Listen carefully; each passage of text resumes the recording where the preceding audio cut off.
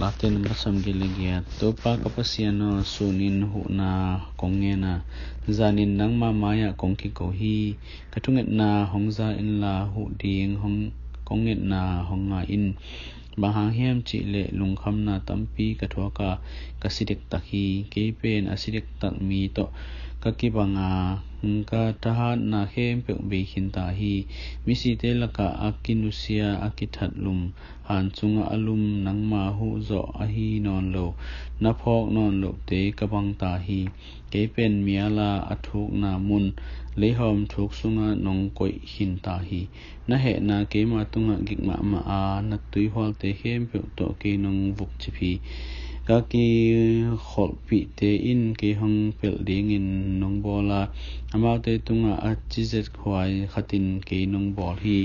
ka so ta khiat thei lo na ding in ke hong ki khum chipa ka thok na hangin kamit amial hi to pa on ani simin nang ma tunga konge na thungen in ka khotte nang ma lama kongzan hi asisate a ding in nalam dang abol na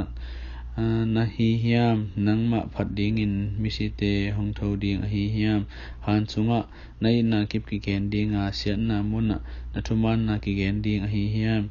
khomial na sunga nang ma nalam dang te ki theya mang ngil na gam sunga na hot hiya thu na ki thei hi hiam ayang in to pa o nang ma tunga hu na konge na jing sang simin nang ma maya thu kongen hi to pa o bahangin ke hong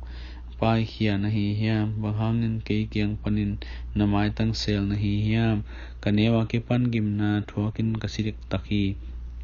nong gim piak te ka thoka ka chi na ding me ka thei ke hi na he na in ke hong no khina ala huai nang ma